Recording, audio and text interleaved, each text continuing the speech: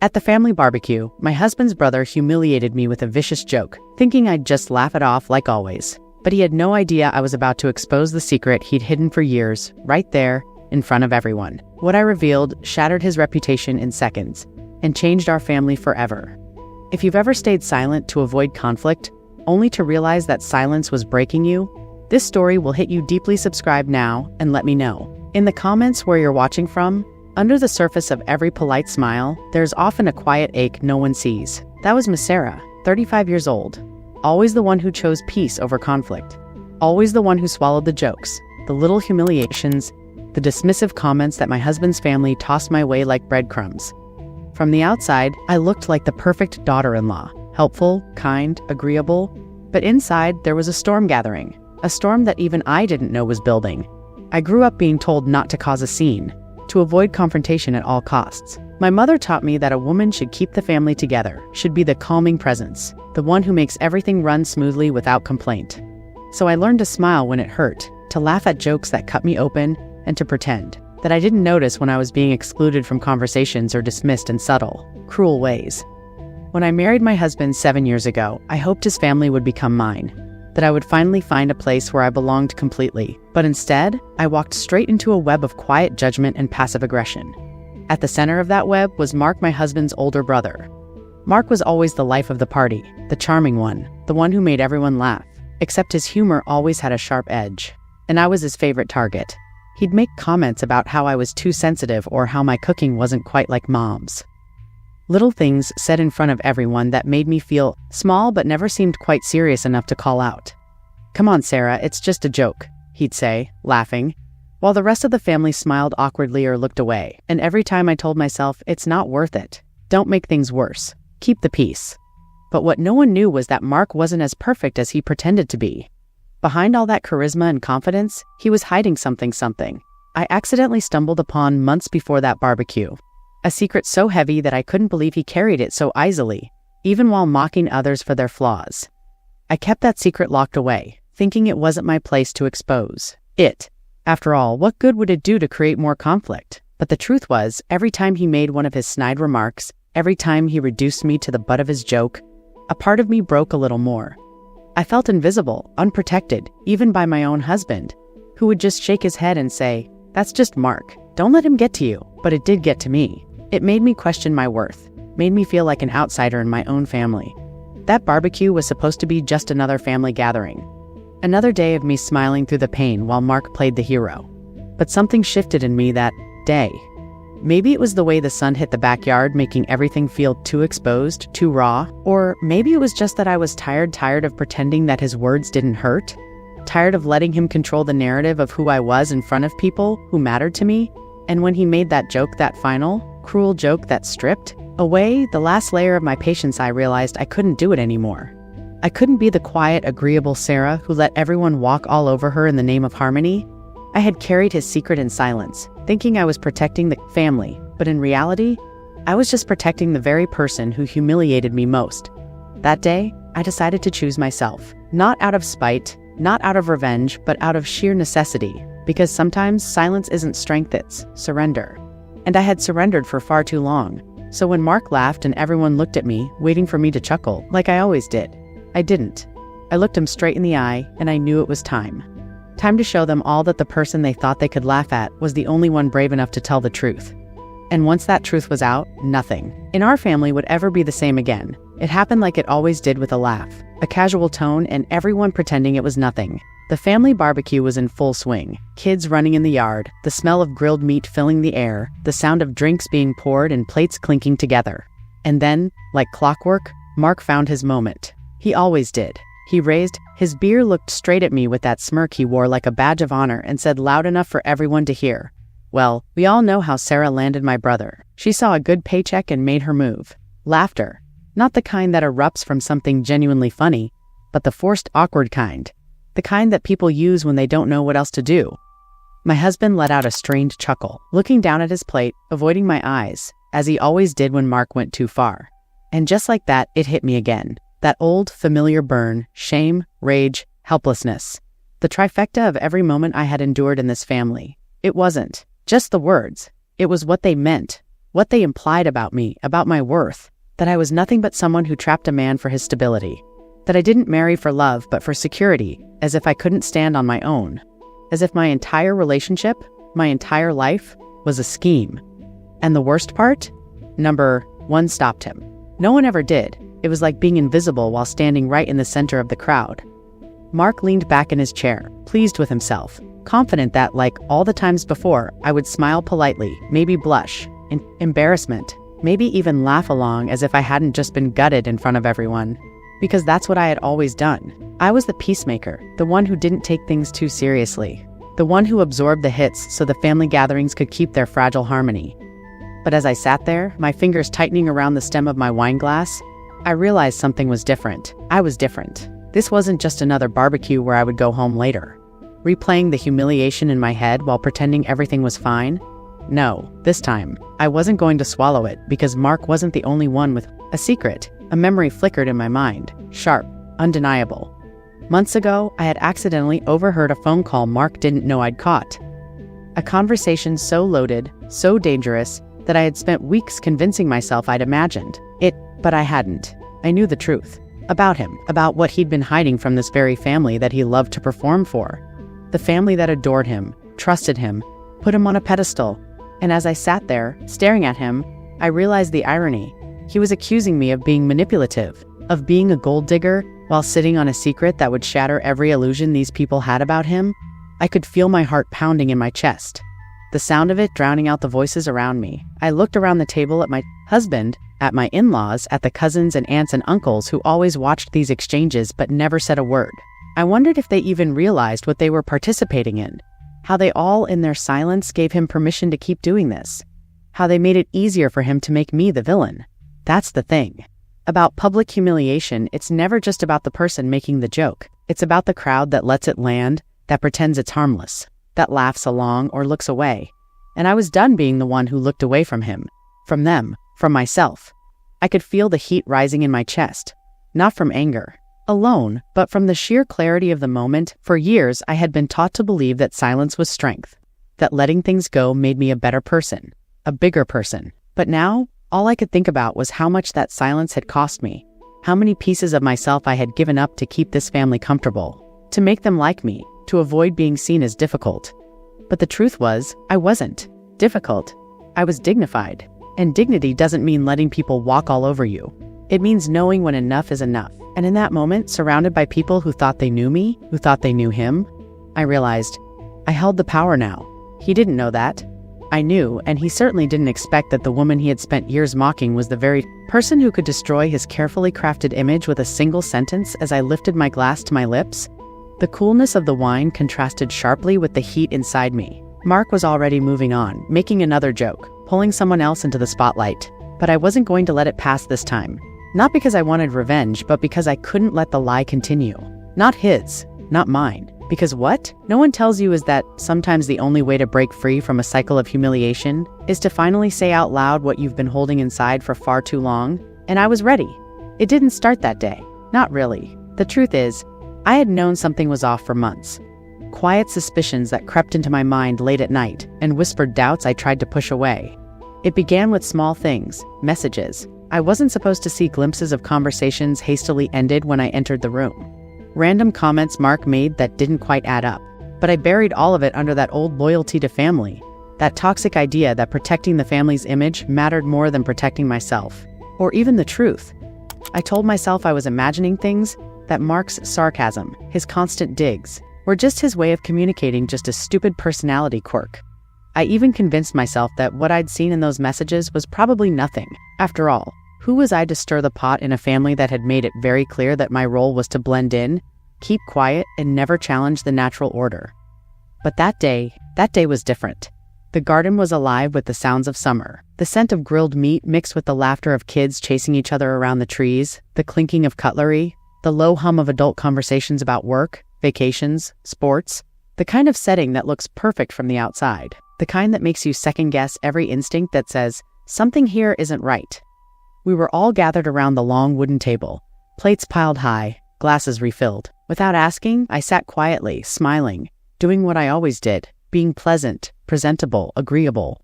Until Mark decided it was time, he leaned forward, resting his elbows on the table, holding his beer like some sort of prop. And with that signature smirk, the one that always meant trouble, he looked straight at me. Well, what can I say? His voice cut through the light chatter. Sarah got what she wanted. The last name, the status, the house, a pause. Just long enough for everyone to look at him, then at me. Mission accomplished, right? There it was. The words hit me like a slap. The table erupted in that awkward, restrained kind of laughter. The kind that people use when they're not sure if something is funny or cruel. But they laugh anyway because it's easier. My husband chuckled nervously, looking away, his eyes finding solace in his food rather than in me, and I just sat there, frozen. It wasn't new. Mark always made these kinds of comments. Little barbs disguised as humor. Daggers wrapped in silk. But something about that moment made it different. Maybe it was the way he said it so publicly, so boldly, like he knew he could humiliate me and get away with it. Maybe it was the way my husband stayed silent, yet again. Or maybe it was, just that I had finally reached the threshold, the place where dignity becomes more important than peace. As I scanned the faces around the table, my in-laws, cousins, nieces, nephews, I felt the familiar pit form in my stomach. No one was going to defend me. No one ever did. This family had always operated on silent agreements. Mark gets to be the sarcastic one. Sarah, the outsider, stays quiet. That's how it's always been, but not today. Without fully realizing it, I set my wine glass down with a calmness that felt foreign even to me. I inhaled slowly, then turned to Mark and, for the first time, didn't look away. Mark, my voice was even almost soft. Are you sure you want to play this game? Are you sure you want to joke about exposing family secrets? Asterisk. I looked around, meeting each gaze, making sure they truly saw me, not the quiet, compliant woman they'd grown used to ignoring. Not the passive target of Mark's cheap shots, but me, standing tall, unafraid. Then I turned to Mark, whose face was still pale, lips slightly parted, his confidence obliterated, and with a calm I had never felt before, I said, I never wanted to do this. Believe me, my voice didn't tremble, but everyone here needs to understand something, ... I paused, letting the silence stretch, letting them all feel the gravity of what was about to be said. No one dared to move. People who make jokes about others, who humiliate, mock, belittle. I swept my eyes across the table, stopping one last time on Mark, who now couldn't even meet my gaze, are often just hiding their own failures, their own secrets. There it was, the truth, naked, undeniable, in front of everyone, silence. Absolute, suffocating silence. Even the birds that had been chirping around the garden seemed to fall quiet, as if nature itself was holding its breath. Mark shifted in his seat, opening his mouth to say something. Anything but no sound came out.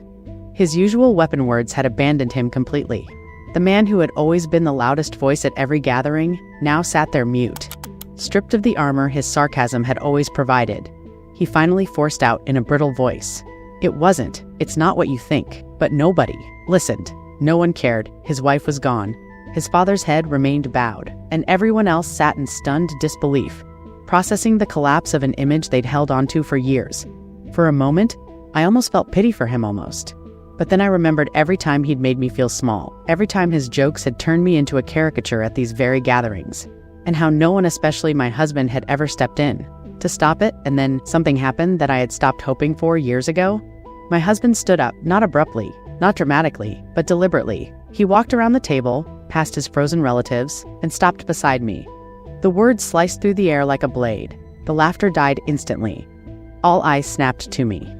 Mark leaned back, his smirk faltering for a brief second before he chuckled and said, Relax, Sarah. It's just a joke. But I didn't smile. I didn't look away.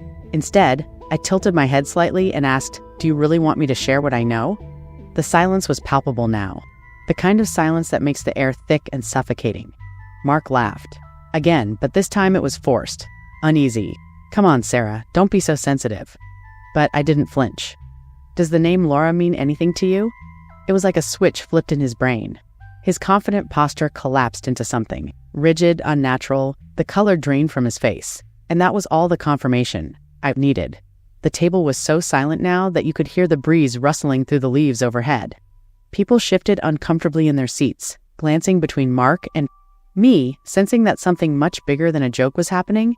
I took another sip of wine, allowing the moment to hang there, heavy and undeniable. Maybe I should tell everyone about Laura, I continued, my voice calm, almost casual, as if I were discussing the weather. You know the woman you've been seeing on all those business trips? The ones that never really existed? Mark opened his mouth, but nothing came out. I turned to look at his wife sitting just 2 seats down, clutching her napkin, her face contorted in confusion and dawning horror. I mean, I added, it's impressive how long you've kept up the act. The secret credit card, the hotel reservations, the burner phone, it must have been exhausting. Mark's wife let out a soft, choked sob, then pushed her chair back violently, standing up so quickly it startled everyone. She ran from the table, disappearing into the house. No one moved. Mark sat there, paralyzed, his hands gripping the edge of the table like it was the only thing keeping him upright. The man who had spent years crafting his image as the responsible son, the perfect husband, the moral compass of the family, was now exposed, stripped bare by the very woman he loved to ridicule, his father. The patriarch of the family, who had always seen Mark as the golden child, looked down at his plate, unable or unwilling to meet his son's eyes, and in that moment I realized something profound. The person who tries the hardest to humiliate others in public is often the one most terrified of being exposed themselves. Mark had spent years making me the family punchline, the outsider to be tolerated, the convenient scapegoat for all their silent frustrations, but now, he was the one under the microscope, the one they all looked at and saw, maybe for the first time, as deeply, tragically human, and profoundly flawed. As I sat there breathing steadily, I didn't feel triumphant. I didn't feel victorious. I just felt free. Because for the first time in years, I hadn't swallowed the humiliation. I hadn't played along. I had chosen to speak to stop protecting someone who never once protected me. And as the murmurs began, soft, stunned, I remained silent, letting the weight of what had been said settle over the table. Like the smoke rising from the grill behind us, the game was over, and for the first time, I had one. I stood up slowly, my chair scraping softly against the patio stones, but it sounded louder than anything else in that moment. Every conversation had died. Every fork and knife was frozen midair, and all eyes were locked on me. My heart was pounding, but my voice came out steady, anchored by something deeper than fear dignity. Long suppressed and finally free. I looked around, meeting each gaze, making sure they truly saw me, not the quiet, compliant woman they'd grown used to ignoring. Not the passive target of Mark's cheap shots, but me, standing tall, unafraid. Then I turned to Mark, whose face was still pale, lips slightly parted, his confidence obliterated, and with a calm I had never felt before, I said, I never wanted to do this. Believe me, my voice didn't tremble, but everyone here needs to understand something, ... I paused, letting the silence stretch, letting them all feel the gravity of what was about to be said. No one dared to move. People who make jokes about others, who humiliate, mock, belittle. I swept my eyes across the table, stopping one last time on Mark, who now couldn't even meet my gaze, are often just hiding their own failures, their own secrets. There it was, the truth, naked, undeniable, in front of everyone. Silence, absolute, suffocating silence. Even the birds that had been chirping around the garden seemed to fall quiet, as if nature itself was holding its breath. Mark shifted in his seat, opening his mouth to say something, anything but no sound came out. His usual weapon words had abandoned him completely. The man who had always been the loudest voice at every gathering now sat there mute, stripped of the armor his sarcasm had always provided. He finally forced out, in a brittle voice, It's not what you think. But nobody listened. No one cared. His wife was gone, his father's head remained bowed, and everyone else sat in stunned disbelief, processing the collapse of an image they'd held onto for years. For a moment, I almost felt pity for him, But then I remembered every time he'd made me feel small, every time his jokes had turned me into a caricature at these very gatherings, and how no one, especially my husband, had ever stepped in to stop it. And then, something happened that I had stopped hoping 4 years ago. My husband stood up, not abruptly, not dramatically, but deliberately. He walked around the table, past his frozen relatives, and stopped beside me. He took my hand, his grip was firm, warm, and it sent a shock through me, not because of the touch itself, but because of what it meant. For 7 years, I had endured these family events alone, with him silently complicit, choosing to laugh awkwardly or look away, rather than confront. His brother, rather than defend me. But now he looked at me, his eyes filled with something I hadn't seen in a long time. Shame, yes, but also remorse, and a quiet, unwavering resolve. He cleared his throat, his voice low but clear. I'm sorry. Everyone heard it. He squeezed my hand tighter and turned to face the family, his family for the first time, as my partner rather than just their son or brother. I'm sorry for not defending my wife all these years. for letting things like this happen, for pretending it was all just harmless fun. He looked directly at Mark now, his expression stripped of any brotherly affection, any protective instinct. It wasn't harmless.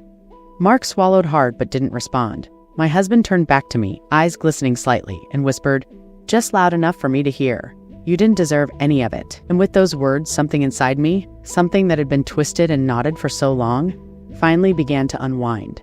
The power dynamics that had governed every family gathering for years had been shattered in an instant. The woman they had all seen as meek, easy to mock, invisible in her quiet tolerance, was now the one who had forced truth into the open, who had exposed the hypocrisy they'd all chosen not to see. The man they had all upheld as the paragon of responsibility, the elder brother, the one with all the answers, was revealed as fragile, fallible, and profoundly human. And my husband, the man who had so often let me down when I needed him most, had finally chosen me. The silence at the table lingered, heavy with everything that had been said and everything that didn't need to be. No one dared to laugh. No one dared to dismiss this moment as just another awkward family squabble, because it wasn't. It was a reckoning. I stood there, hand in my husband's, surrounded by the quiet implosion of a family's illusions, and felt something I hadn't allowed myself to feel in years. Peace. Not because I had hurt anyone, not because I had lashed out, but because I had stopped allowing myself to be hurt in silence. Mark sat there, eyes fixed on the table, his world crumbling in the same space where he had always felt most invincible. And for the first time in a long time, I didn't feel like the outsider at this table. I felt like the only one finally living in truth. The game was over, and dignity, mine, was intact. In the days that followed, the family slipped into an uneasy, almost mournful silence. No more group messages about weekend plans, no casual check-ins, no invitations for Sunday lunches. It was as if the air itself had been sucked out of their shared world. Leaving only the raw space where illusions used to live, Mark disappeared from everyone's radar. He stopped showing up to family events, ignored calls, shut himself away from the very people he had always entertained, always dominated. His wife, devastated by the truth she could no longer deny, confronted him with all the evidence, everything I had revealed. Within a week, she made her decision. She left him, took their kids, and broke free from the double life he had forced them all to live. The man who had once made me the butt of every joke now sat alone, trapped by the very secrets he had hidden behind his laughter. As for my husband, something shifted. Slowly, almost awkwardly at first, he began to truly see me. He started noticing the little things, how often I had bitten my tongue in the past, how many times I'd smiled through humiliation just to keep the peace. He apologized, not just once, but over and over in quiet moments at home, when no one else was listening. His walls came down, and for the first time in years, we sat across from each other at the dinner table, not as distant spouses enduring the routine, but as two people reconnecting, rebuilding. And me, I didn't feel triumphant. This wasn't about revenge. It never had been. It was about release, about breaking free from the silent cycle that had kept me small, compliant, invisible. I hadn't lost my dignity that day at the barbecue.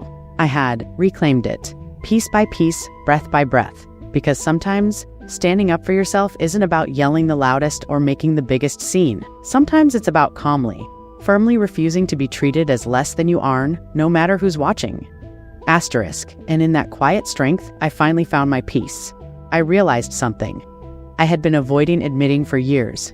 Keeping the peace at all costs is too expensive. For so long, I had convinced myself that putting up with the little slights, the unpretentious jokes, the silent humiliations was just part of being a good wife, a good sister-in-law. I told myself that it wasn't worth making a scene, that maybe I was being too sensitive, that keeping the family harmony intact was more important than my own discomfort. But that day, in front of everyone, facing the man who had ridiculed me for so long, I understood the silence I thought protected me was actually imprisoning me. I learned that respect is not something you quietly beg for in the corners of family gatherings. It is something you demand unapologetically when others try to take it away from you. I realized that love, whether from a husband, a family, or even from myself, is empty without dignity, and that dignity requires courage. Courage to speak up, courage to confront, the courage to say, enough. For the first time in years, I felt the power of my own voice. Not shaky, not uncertain, but firm, deliberate, undeniable. I had spent so much time being the woman who sat in the shadows at family dinners, politely laughing at jokes made at my expense, absorbing each wound in silence. But now, I knew my voice was my power. And the power misused by others, like Mark's cruel jokes, could only persist as long as I allowed it. The transformation wasn't about becoming aggressive or bitter. It was about becoming whole. I no longer had to shrink to fit into a family that never truly saw my worth. I no longer felt the need to absorb discomfort just to avoid making others uncomfortable. Now, I understood. When someone crosses a line, when someone laughs at your expense, there must be a consequence. I came away from that experience not only as a woman who had finally stood up for herself, but as someone who would never again allow myself to be laughed at without feeling the sharp edge of responsibility. My story was not just about exposing a secret. It was about exposing a truth about myself, that I was worthy of respect, of protection, of being heard, and that silence in the face of humiliation is no longer an option I am willing to choose. Share your story in the comments and subscribe to our channel. This is a safe place, no judgment, just healing. Confession stories where pain turns into power.